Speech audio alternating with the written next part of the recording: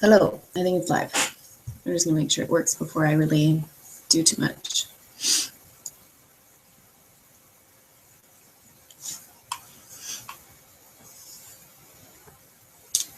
Okay, my sound looks like it's working.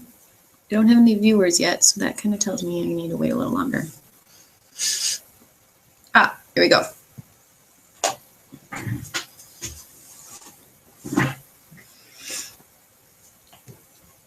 That's a terrible beginning screen.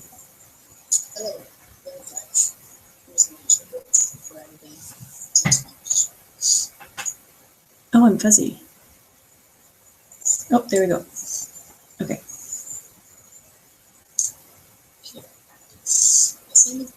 All right. Looks to be working. Okay, I took the Google Doc that we're all probably looking at, and I tried to organize it by topics. So you can see that I have hybrids and ions, Lewis dot, Pine, Sigma questions, polarity, VSEPR charts, stuff about the lab that's due this week, and then other questions. Anything that's written in red is something I've written. Anything that's written in blue is also something I've written. So you might want to look back at that. Okay, so I'm just going to start at the top and kind of work my way down, and we'll see where we go. When drawing the hybridization of a molecule compound, do you fill the hybridized row with electrons and start to fill the unhybridized row, or do you fill the hybrid? This is a great question. I'm going to do an example, and the answer, it kind of depends. It kind of depends what your molecule looks like. Let's start with the other parts. Write down what time I started this at.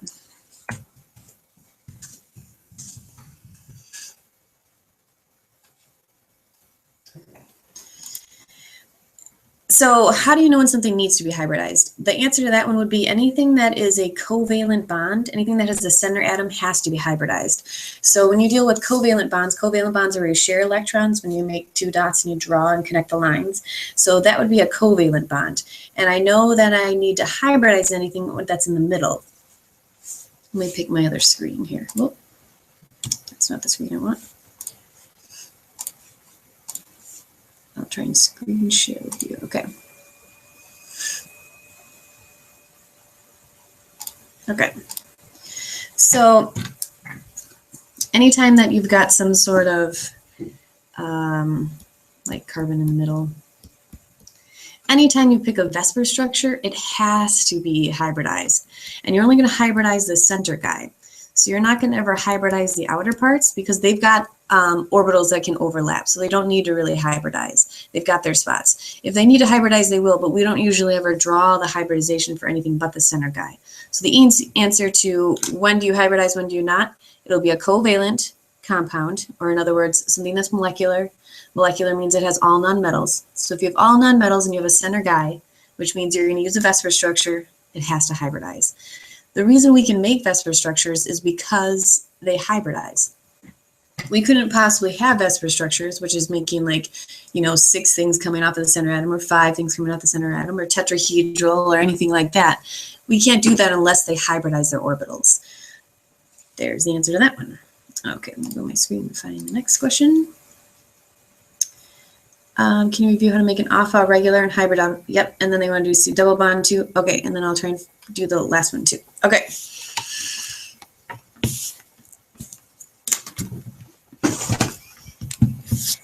I'm trying to turn my screen off. Okay.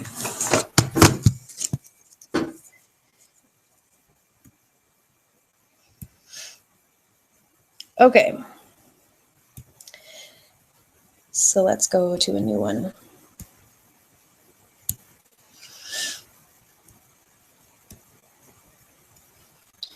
All right, we're going to talk about some hybridizing stuff. I think the most common one would be carbon. And I'm going to try to answer the first big question as I do carbon, because carbon is kind of the hardest one, I think. So if I take something like carbon, kind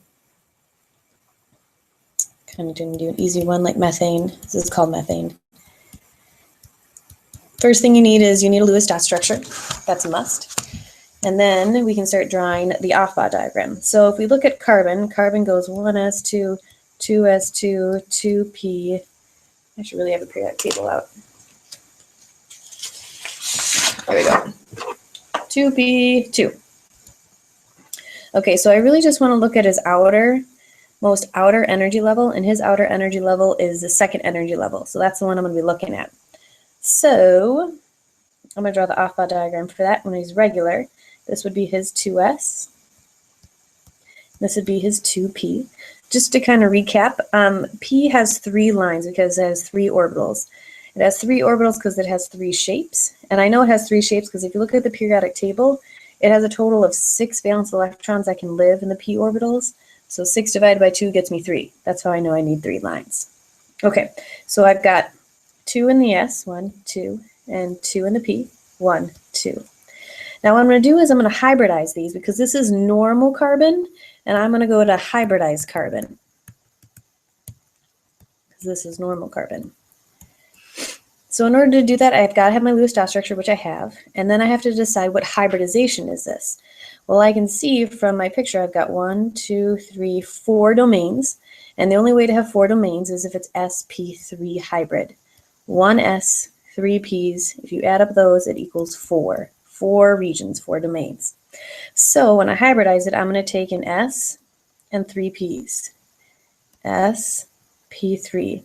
S and 3 p's, which is a total of 1, 2, 3, 4 lines. So in my hybrid part 1, 2, 3, 4, where you put this actually doesn't matter. It can't be above the p energy. It can't be below the s energy. It's a hybrid, so it has to happen somewhere in between here. So I've kind of drawn mine in between, and this would be the sp3 hybrid. To be really precise, I'd have to say 2, it's in the second energy, sp3 hybrid. I'm not going to grade for that, so don't worry about that too much. I think the most important part is sp3. And then I'm going to do is take my electrons. I have 1, 2, 3, 4 electrons, so I'm going to split them up 1, 2, 3, 4. And now I've got my hybrid part. So the next thing I got to ask myself is, what are each of these doing? Well, these are all living in the hybrid zone. And the hybrid zone is where you would do things like sigma bonds. Since they're all single electrons in here, I've got to bond it. So when you see single electrons, that means they're going to be a part of a bond. And these are all sigma bonds with the hydrogen. That's what they're going to be doing. So this electron could be this one right here. And this electron could be this one right here. And this electron could be this one, and so on and so forth until we can get to the last one. And that's what each of those electrons are doing. They're making sigma bonds with hydrogen. Okay, so that's kind of a simple case scenario. Let's kind of go to something with a double bond.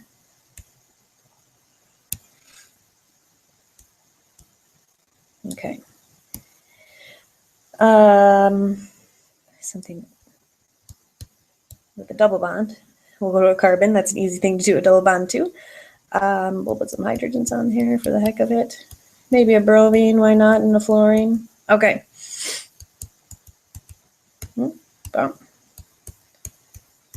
There we go. There's my Lewis-Dot structure. That's an important part. Okay. So the first thing I need is normal carbon. Now I'm going to be doing this carbon right here. Now technically this carbon is hybridized and this carbon is hybridized. So I really want to take one at a time if I want to show everything, but they're going to be pretty much duplicates. So I'm just going to draw this one on the left. It's hybrid. Same thing as before. It's a 1s2, 2s2, 2p2 electron configuration for carbon. So I really just care about its outer energy level. So I'm going to pick my 2s. This is my 2p. I have 2 electrons in my s and 2 electrons in my p. Next step, I have my Lewis-Dot structure, so now I have to decide my hybridization. I have 1, 2, 3. 3 parts of the carbon is covered, so I call this sp2 because there's 3 domains, sp2. It's a trigonal planar shape here. So I'm going to take 1s and 2 p's. 1s and 2 p's when I bring them. I'll bring them across and make my hybrid carbon. And I'm going to show this in one of 2 ways. So,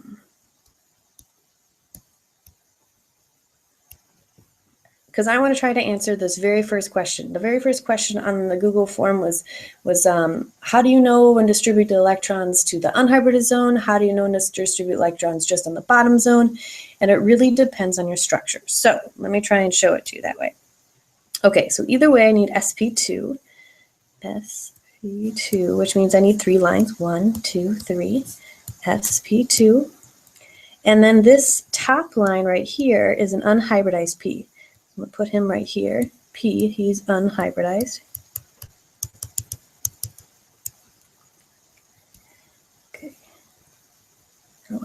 involved here. Okay, and I'm going to do the same thing in this top part. 1, 2, 3, sp2, and my p that's unhybridized. Okay, so now the question is, where do you put electrons? I have a total of 1, 2, 3, 4. One way I could do it is just distribute them all the way around. 1, 2, 3, 4. One on each of them. Another way to do it is to just put them on the hybrid one. 1, 2, 3, 4. And there's not like a set rule to it all, other than you start looking at it and trying to assign things and you realize that things are funny. So if I take a look at my Lewis dot structure, I'm going to look at this way number 2 down here. So focus your attention towards the bottom.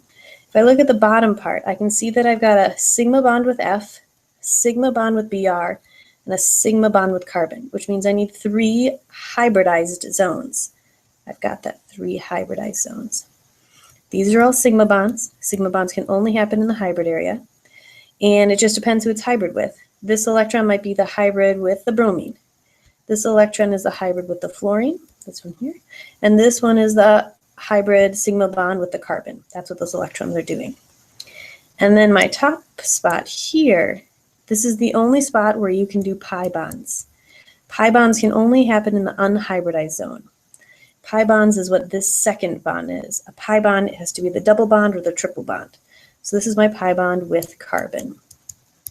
This bottom structure is the correct way to do the Aufbau diagram for hybridizing with the carbon in this case. The top one, if we look at that, it's impossible to have. First, I need 2 electrons together.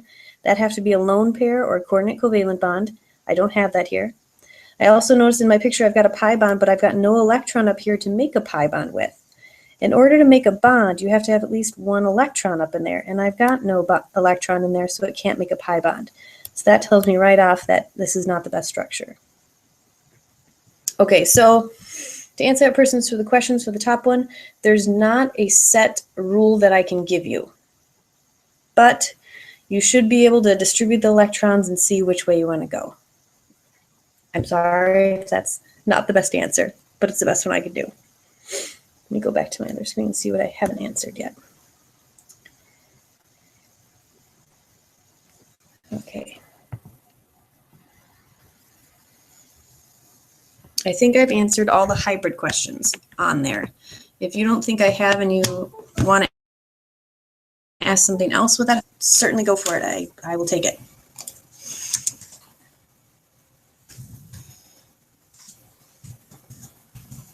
Okay.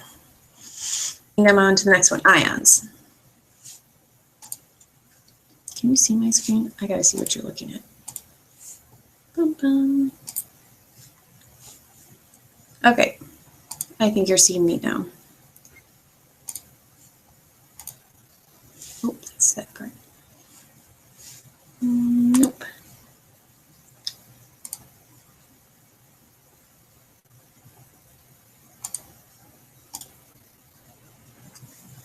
Okay, so I think you're seeing the screen that I can see. Okay, so I've answered all the hybrid questions. I'm on to ions. How do you know where to take and add electrons? Make sure there's nothing down here that I need to deal with. Okay. How do you know when to take or add electrons to when creating the ion version of an atom? Is it the highest energy level or the last energy level for an electron? Can you do an example of it? Okay. Where to take them? All right, let's talk about ions. This seems funny. I'm just gonna. Okay, you can see this picture now. That's what I'm gonna go with.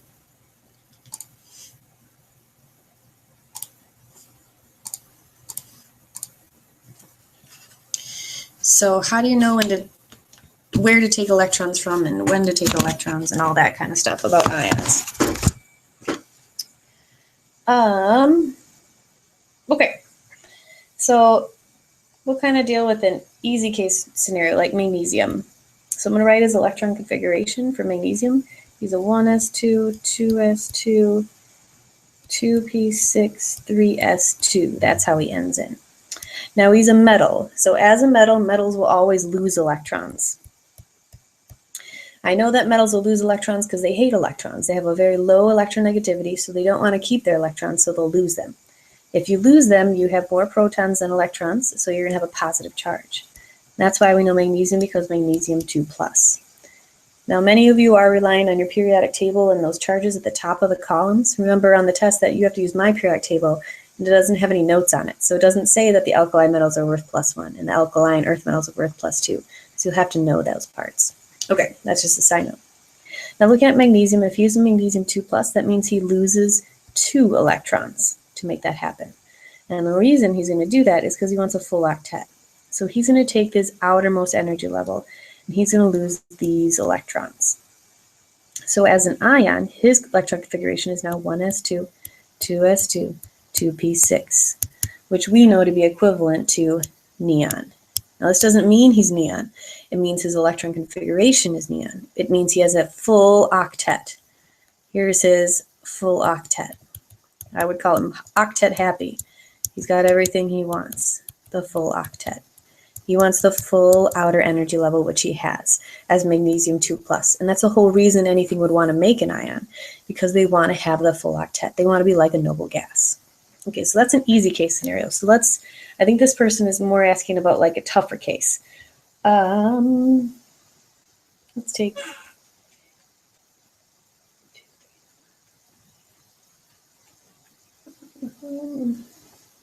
we'll take zinc. Zinc.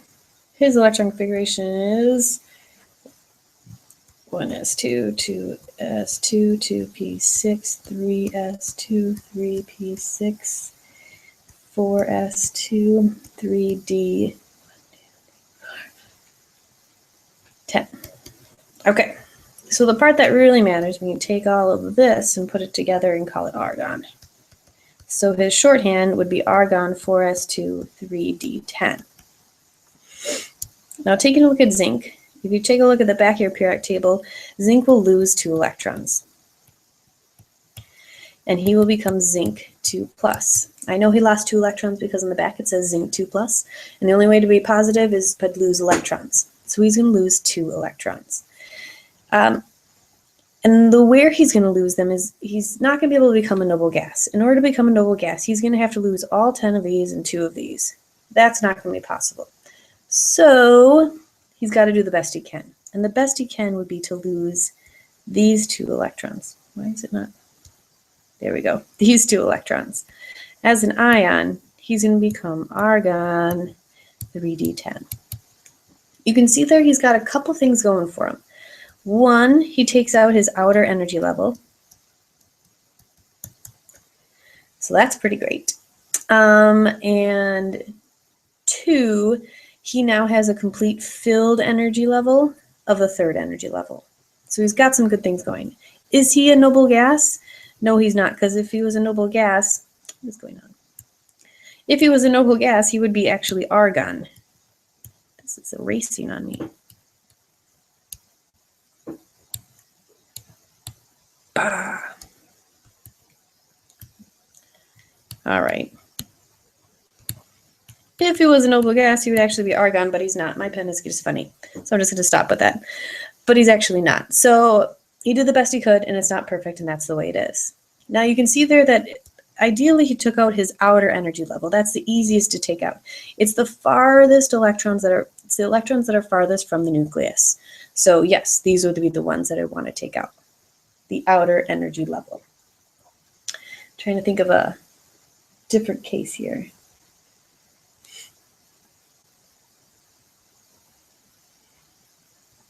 And when that wouldn't be the case, but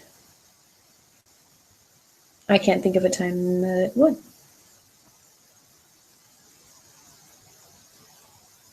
Yeah, I'll do iron because we talked about iron in class, and I think that that's a great classic example.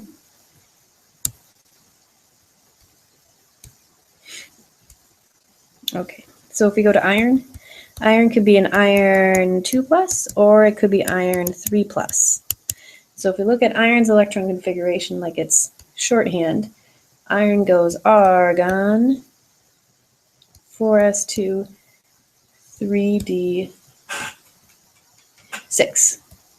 So right off the bat, he doesn't have great things going for him.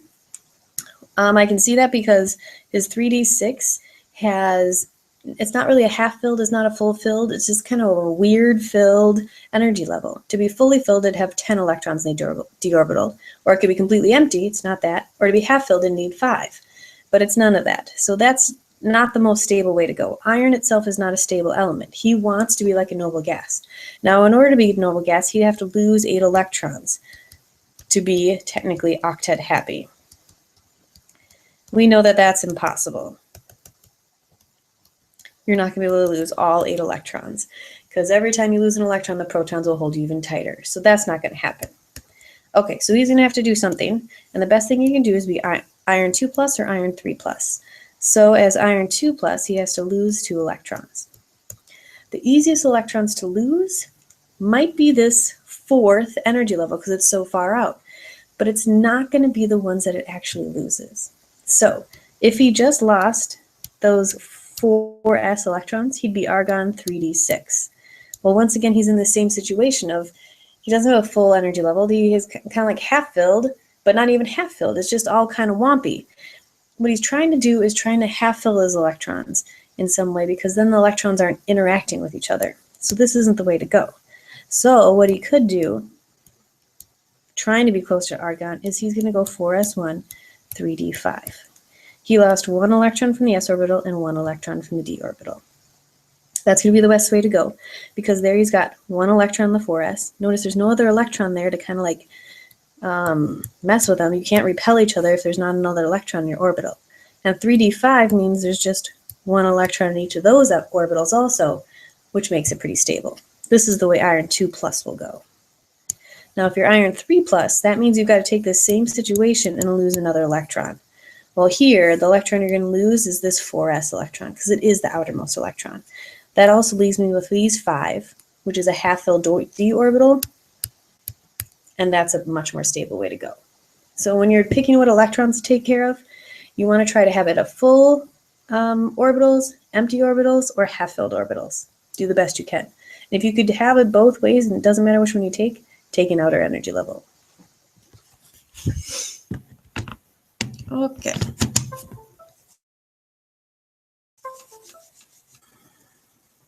Let's see what I got. I'm looking at my part. Oh crap, I don't know what time it started. Probably around 8:30.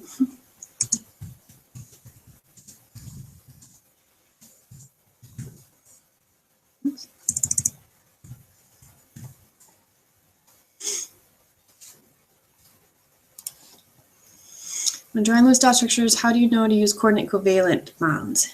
And how do you draw a hybrid Aufbau diagram?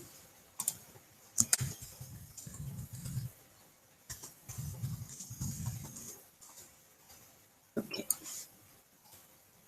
So on this Lewis dot structure, I'm going to talk about coordinate covalent bonds. How do I know when I need them? And then we'll go into the sigma and pi bonds. Oh, wait.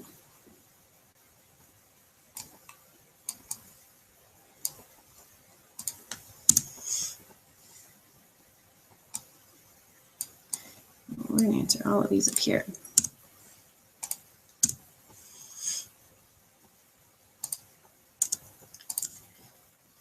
Okay.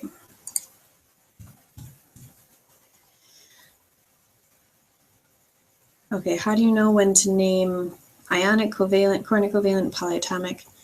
And then how do I do coordinate covalent and how do I do ionic? Okay.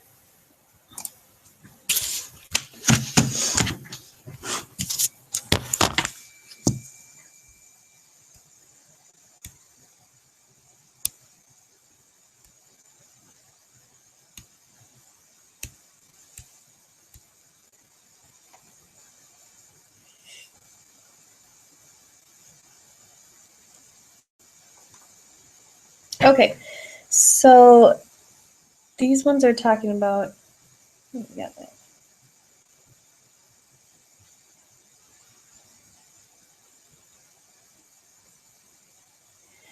Okay, sorry, I just wanted to make sure my screen is still working right, and it seems to be. Okay, so how do you know when you have something that's ionic? How do you know when you have something that's coordinate covalent? How do you know when you have something that's polyatomic? There's one more on their list. And just covalent. Okay. Put that right here. How do you know when you have each of these is the question. I'll give you the straight up answer. I know that I have an ionic compound when I'm putting a metal plus a non-metal.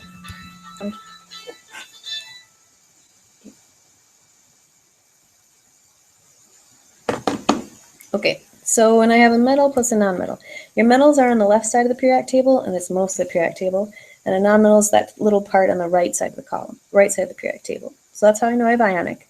Covalent is all non-metals. Covalent is when you have a molecular compound. So that's when you name things like with dis and tris. Coordinate covalent compounds are when you have a covalent compound, which means it's all nonmetals, and it's when both electrons in a bond come from the same atom.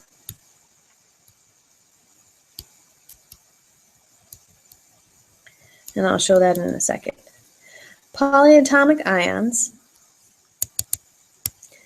are things, well, they're ions, first of all, so they're a charged particle.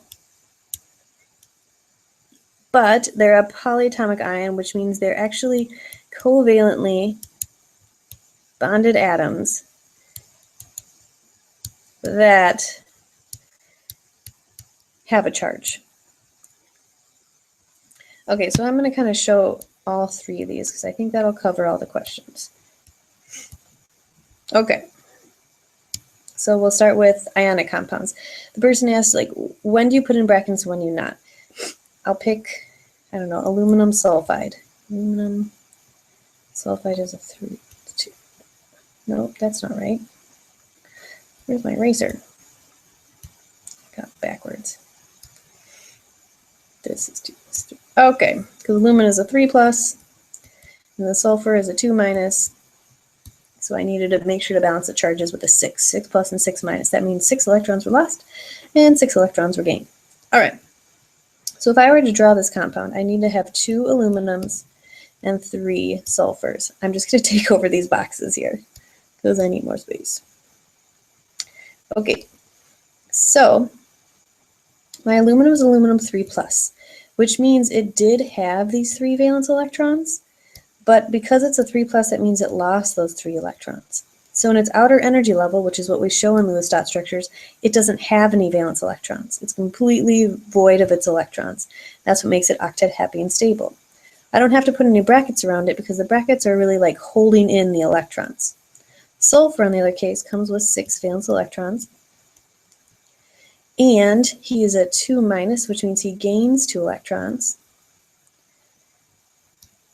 And we're going to put brackets around him merely to show that all these electrons belong to this sulfur, that they belong to him. And that kind of comes into the case like if you do NaCl. Like you might ask yourself, like, where do these electrons belong? Are they with the Na or with the Cl? The chem gods say, let's not even worry about it. Put it in brackets. That way I know where they are. So the brackets are really just kind of housing where the electrons live. And in this case, the electrons are living around sulfur, so I put the brackets around the sulfur. I think that answered that person's question. Let me double check. How do you do? Yeah, I think I covered that. Okay. So there's with the brackets to that person. I'm going to erase this now so I can go back to my chart.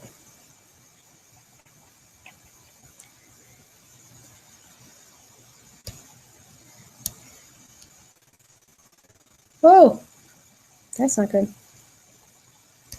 Okay. Okay, if you have a covalent bond, that's, nobody really asked us, so I'm just going to kind of do it kind of quick. If you have something like a covalent bond, that's something like NH3 would be an example because it's all nonmetals.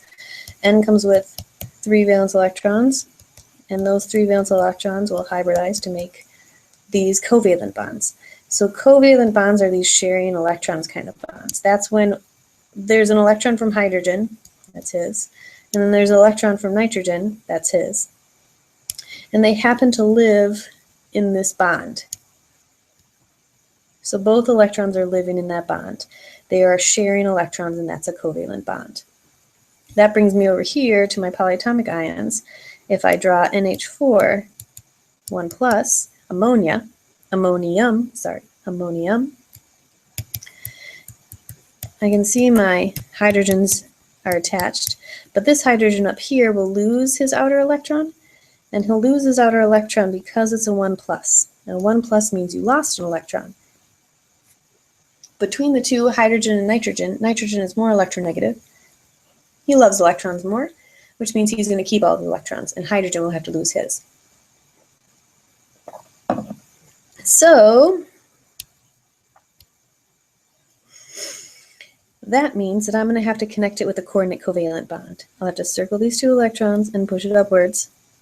The arrow signifies that this is a coordinate covalent bond. It means that the two electrons live in this bond. It's not a case like this one over here. Notice I did different colors. This is where you're sharing electrons, one electron from each atom. The green from the hydrogen and the red from the nitrogen are living both in that bond. In a coordinate covalent bond, that's what I've got here with the arrow, it's when both electrons in a bond come from the same atom. That atom in this case happens to be the nitrogen, is giving up his electron. Since this is a polyatomic ion, I'm going to put some brackets around and put a 1 plus. That just kind of shows all these electrons live here, and this is a 1 plus, which means I had to erase an electron in some case. Now that's one example where you might see a coordinate covalent bond, but let me give you another example. I think the most classic one would be, let me try and think of a,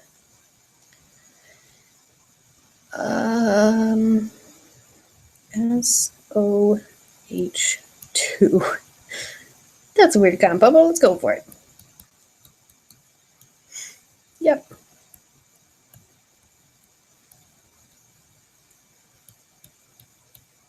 All right, so I'm going to hook them up as easy as I can. The hydrogens are the most easy because they've got single dots around it. Another time when you might need a coordinate covalent bond is this situation. If you look carefully, you can see that there's like 3 electrons going on here.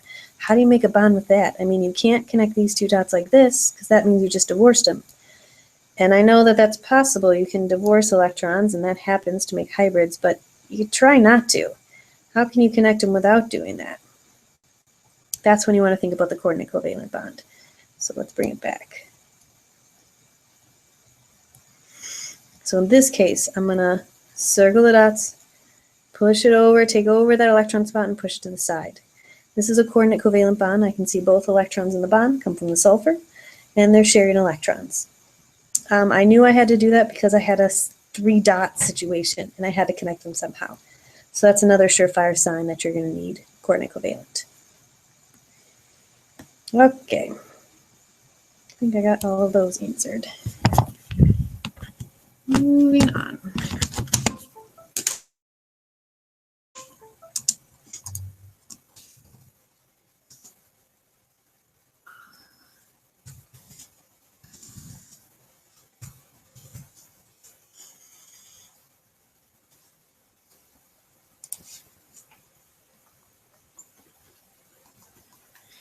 Sigma and pi questions.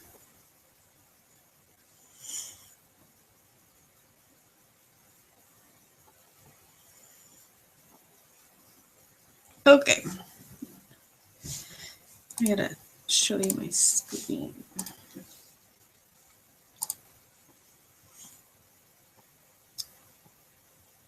I'll do this. Now I believe you get to see what I see. Okay, so I'm gonna answer these pi and sigma questions.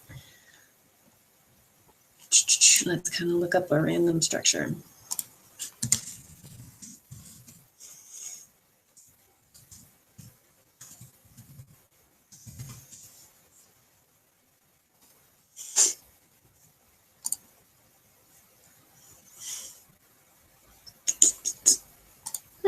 What's this one? This one looks lovely. Let's do this one.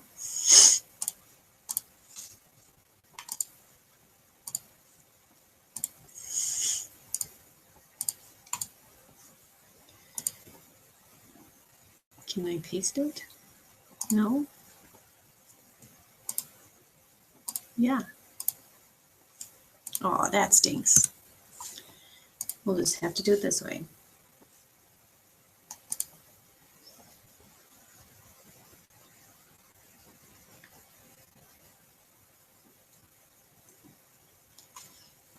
Okay. Wonder if I can draw on my screen.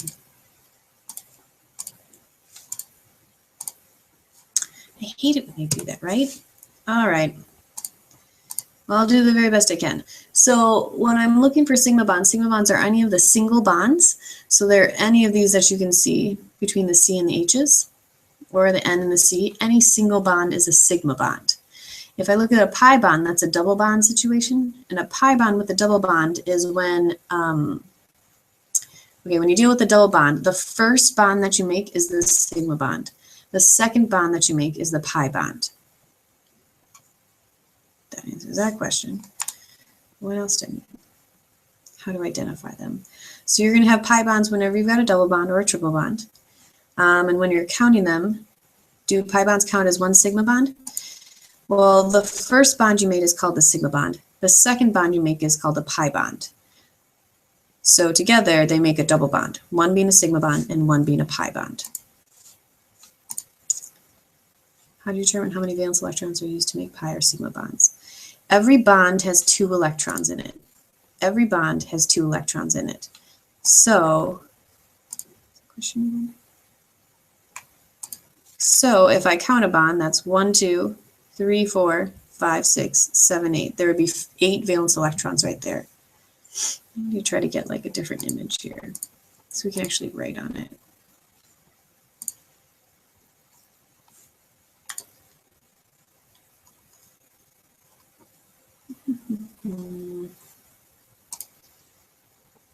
Oh, this one's a pretty one. Can you use this one? Ah, yeah. Okay. There we go. Okay, so if I wanted to count the number of valence electrons for this whole molecule, I could do it one of 2 ways. I'm going to consider that these are definitely, can you see these red lines? These are definitely double bonds. I'm going to say them, put them in black. So we'll count all of our sigma bonds. 1, 2, 3, 4, 5, 6, 7, 8, 9, 10, 11, 12, 13, 14, 15, 16, 17, 18, 19, 20. There are 20 sigma bonds. If I want to count the pi bonds, that would be the double bond. Here's 1 pi bond. Here's the second pi bond. There are 2 pi bonds. If I want to count the total number of electrons, in the sigma bonds, there are a total number of 40 electrons in the sigma bonds, 20 times 2. In the pi bonds, there are a total number of 4 electrons, 2 times 2, inside those sigma bonds. If I wanted to count my lone pairs, that would be 1, 2, 3, 4, 5, 6, 7, 8, 9, 10, 11, 12, 13, 14, 15, 16, 17, 18, 19, 20, 21, 22, 23, 24. 24 lone pairs. So my total number of electrons, in this case in this entire molecule, would be these added up. 40 plus 4 plus 24, it gets me 68 total valence electrons in this molecule. I think that was a good find. I think that covers all these questions.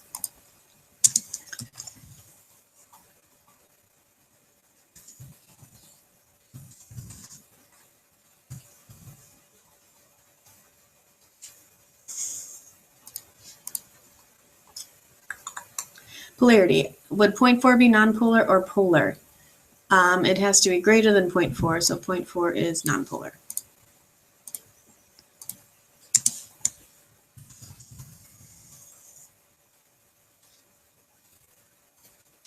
What does VSEPR mean? VSEPR means valence shell electron pair repulsion. That is its technical name.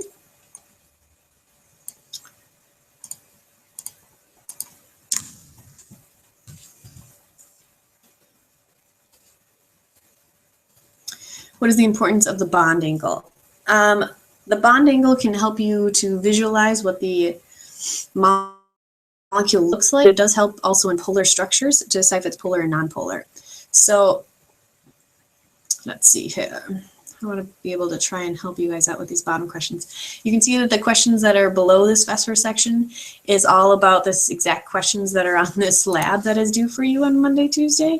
And so I'm not going to answer those questions, but hopefully I can kind of help you with what VSEPR means and the importance of bond angles, and maybe me talking through that can help you think about that.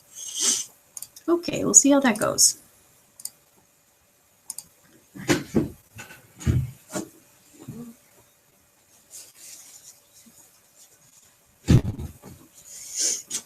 Okay, so when we're dealing with VSEPR structures, something like this, or something like this.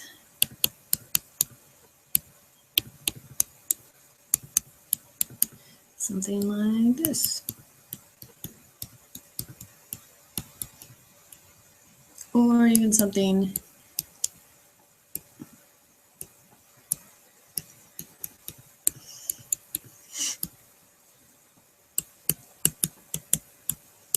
like this.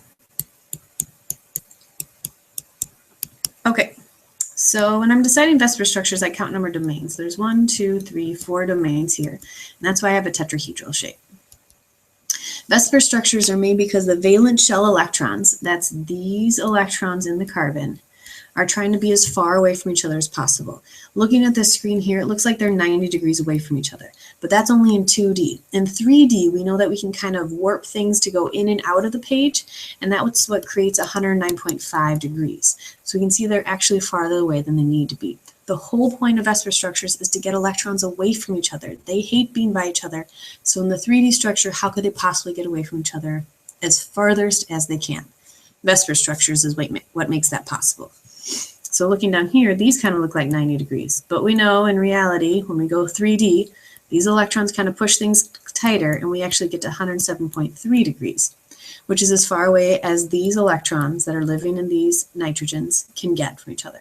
It also will push these electrons that live in the hydrogen, although they all live in this bond, will push those electrons furthest from each other too. So not only does it push these valence electrons, ultimately it pushes these atoms too. Although technically VSEPR structures are focused on the valence shell electrons by definition.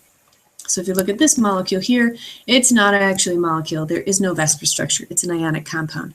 Ionic compounds can't push their electrons away farther than they are, because really if you draw it, it's that Na, remember when we did all those circles, really next to a Cl, let's go out all its circles. So you can't really push your electrons far away because they all live in the atom. They're not sharing with each other. They can't push anything away. Okay, so the other question was about the bond angles. Here's the case where it might matter. These electrons are pushing each other as far away as they can. This one's a trigonal bipyramidal. So these are 120 degrees away from each other. And then this H is 90 degrees from the P. So when would the angles matter? When you get a little trickier. When you want to know if this polar or non-polar, then you got to start looking at the angles of things and how directly do they pull. Like, is this chlorine pulling directly away from this bromine, and is it or that chlorine, and how's this one pulling in the direction? So the bond angles become more important when things get more complex and you add different things to the molecules. Right now, the bond angles matter to you because they tell you it's not just 90 degrees away from each other, it's 109.5 degrees because it's in a 3D structure. So that's why the bond angles actually matter to you right now.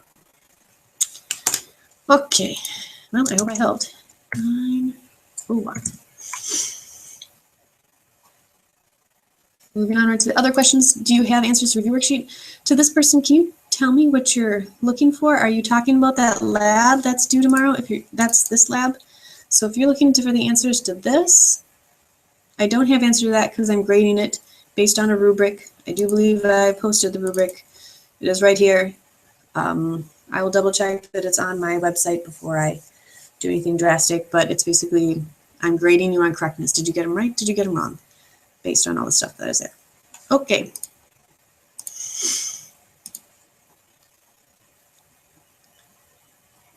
How doesn't nitrogen form its ion, and why does nitrogen prefer to be an ion?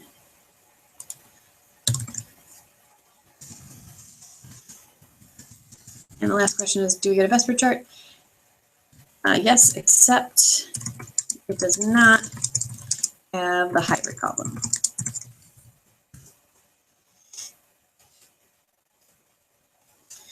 How does a nitrogen form its ion, and why does nitrogen prefer to be an ion?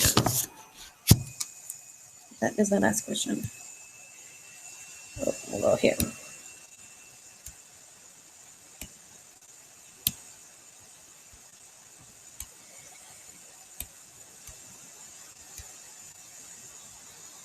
Okay, here's nitrogen. If we check out his electron configuration, he's 1s2, 2s2, 2p, 1, 2, 3, 2p3, and he wants to be a noble gas. Now, the only way to become a noble gas is he could lose all his outer electrons in his outer energy level. His outer energy level is a second energy level, so he could lose 5 electrons. Or, he's already got 5, he could gain, come on, pen. He could gain 3 electrons. What the heck? Okay, that looks terrible. Well, if you could lose 5 or gain 3 to get to a total of 8 valence electrons, the thing that's easiest to do is to gain 3 electrons. He's not going to lose his 5 electrons. One simple reason is 5 is a lot to lose, and every time you lose an electron, the protons hold them even tighter, so if you're going to keep losing 5, that's a lot. And the other thing, we know that it's highly electronegative, which means nitrogen loves electrons. You can check your electronegativity table for that. He's highly electronegative. So he's not going to want to lose any electrons, he's going to want to gain them.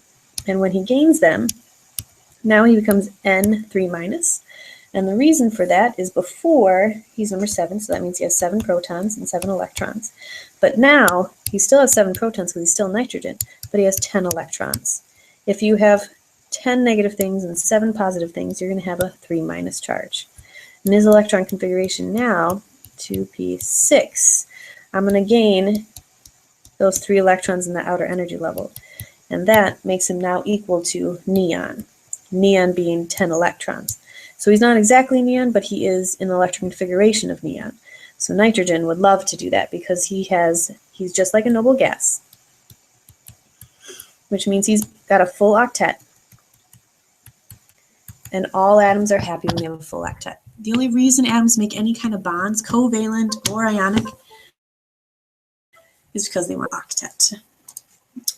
All right, I'm spent. And that's all the questions. So we made it.